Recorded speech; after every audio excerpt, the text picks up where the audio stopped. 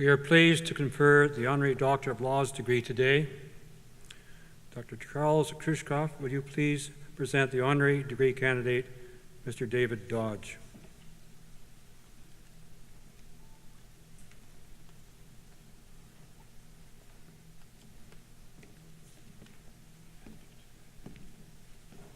There's a circle on the floor.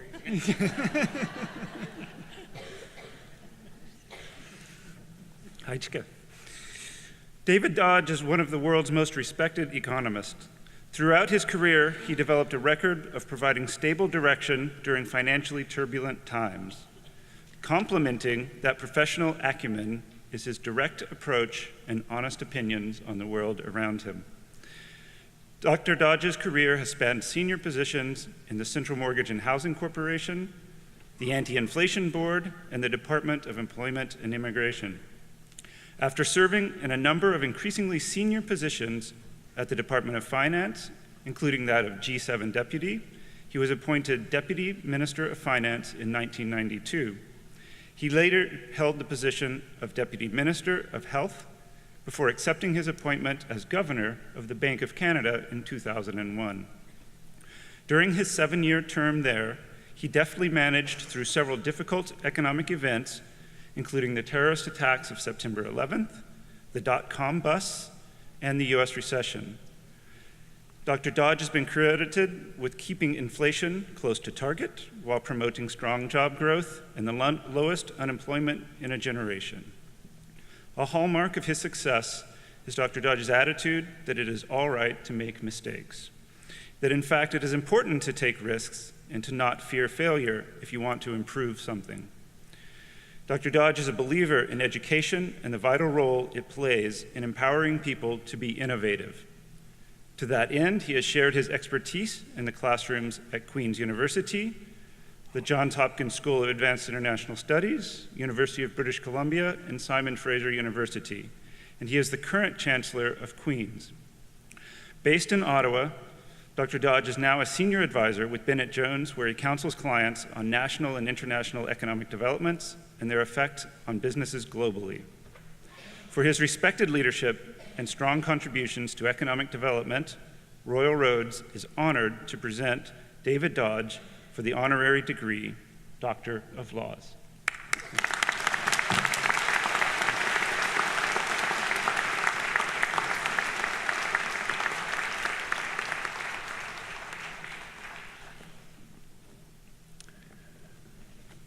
Dr. David Dodge.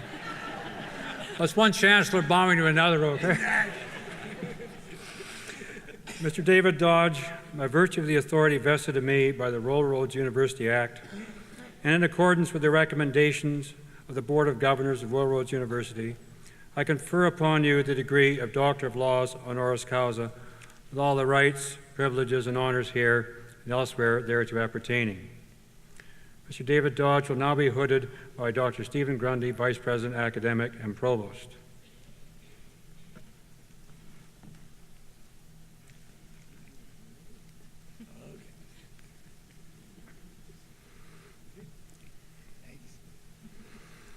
President Alan Cahoon will now present Dr. Dodge with his degree.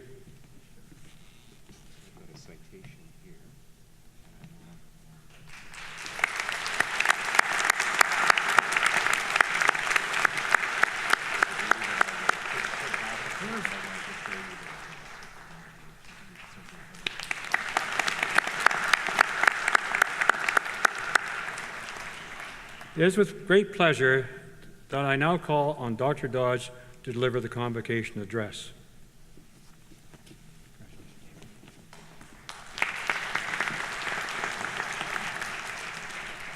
One more speech.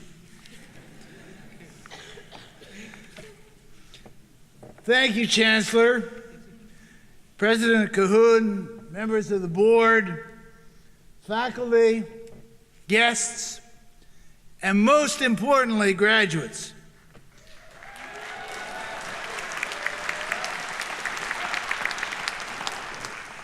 It's a great pleasure for me to be graduating with you today from Royal Roads. As of today, we've all become alumni of this institution. President Cahoon, I want to thank you and the university for this honor.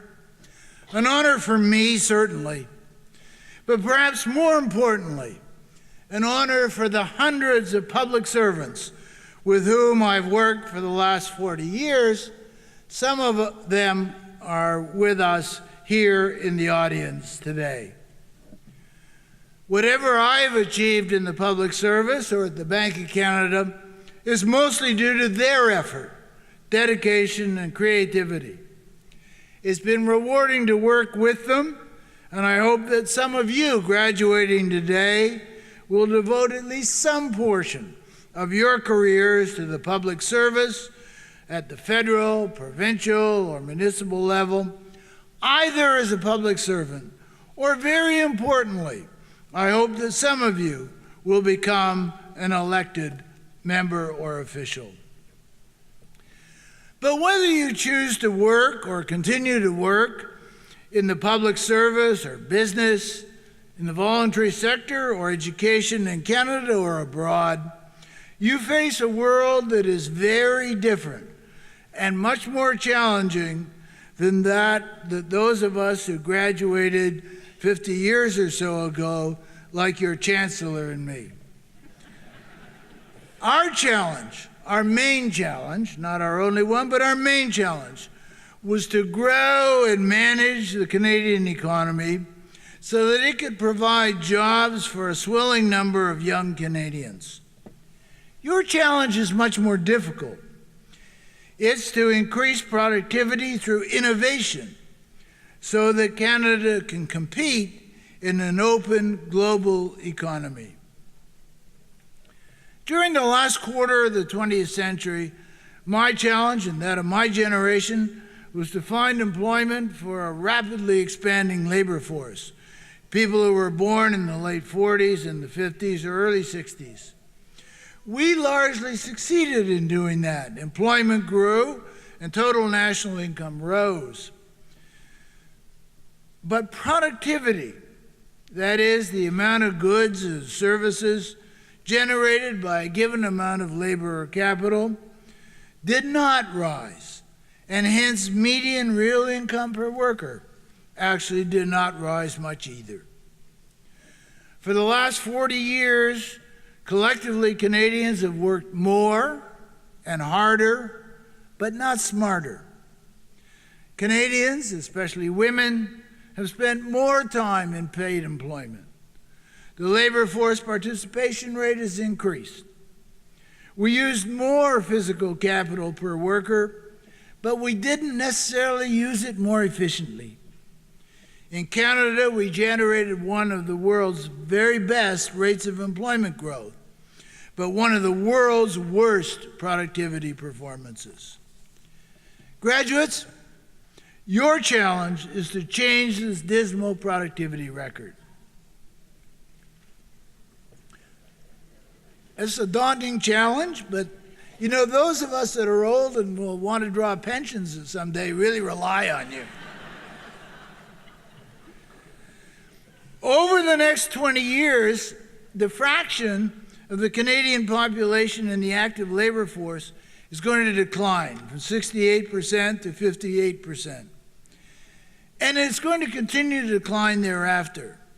So if we in Canada are to just to maintain today's average per capita standard of living, all of you will have to find ways to work smarter, not just harder and longer.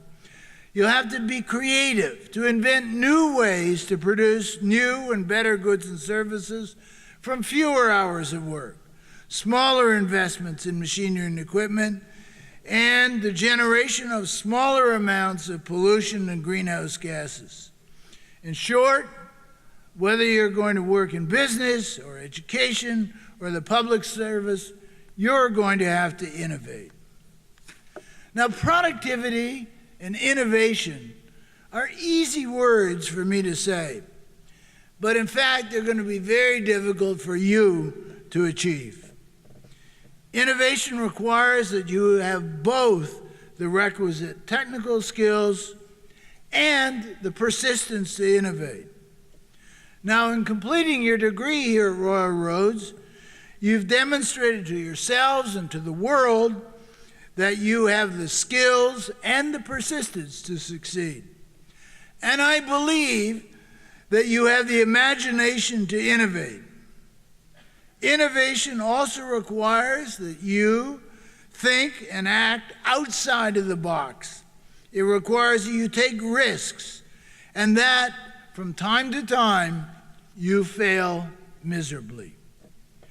To really succeed, you'll have to have the courage to go beyond the tried and true way of doing things, the courage to take risks, the courage to face failure when your innovation doesn't work, and the courage to face occasional rejection.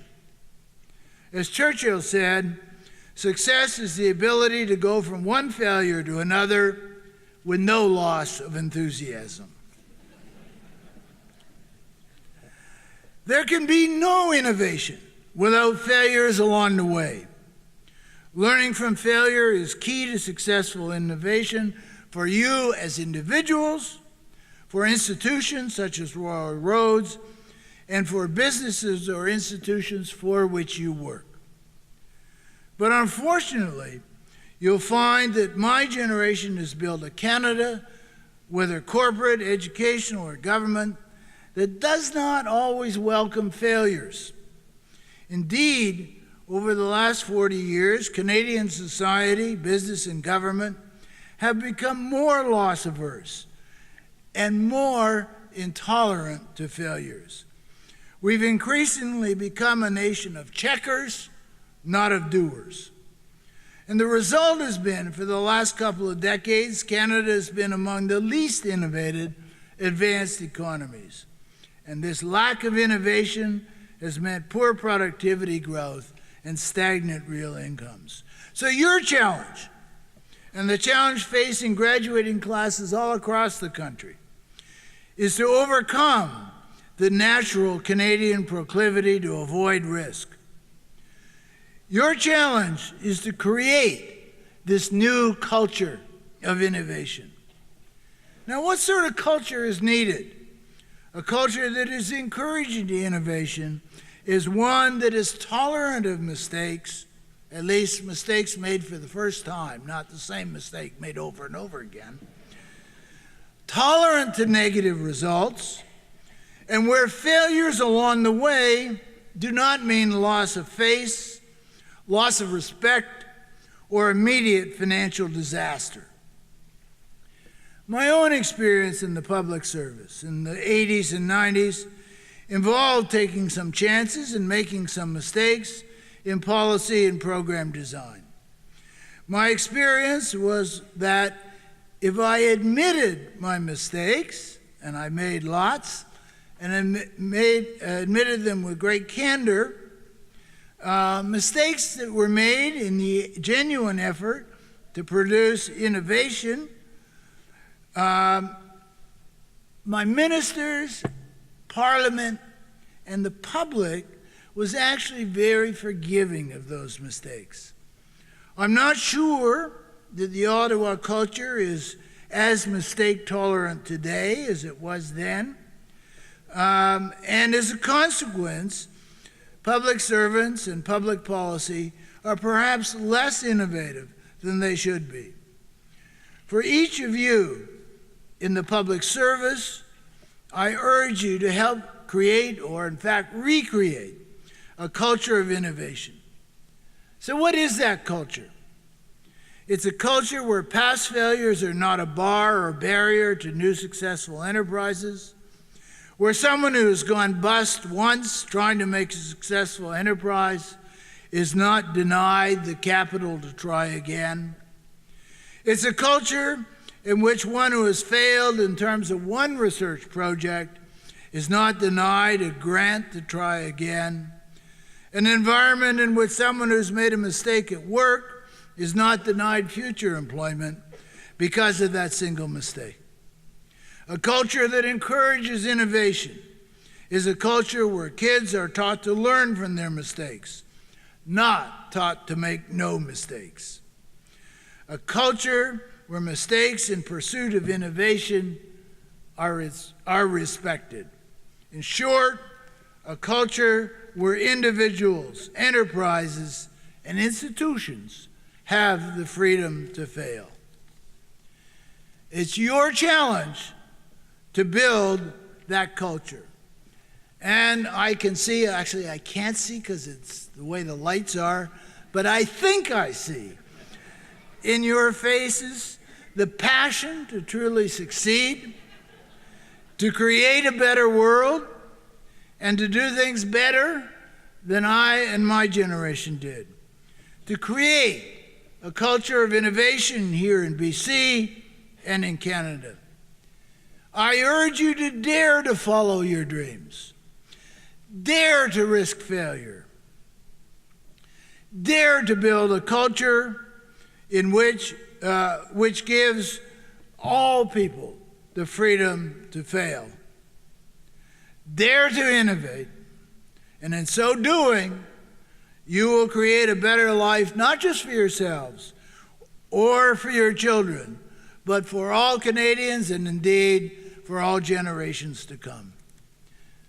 Graduates, I congratulate you on your achievements here at Royal Roads and wish you good luck in this challenge I've given you for the years ahead.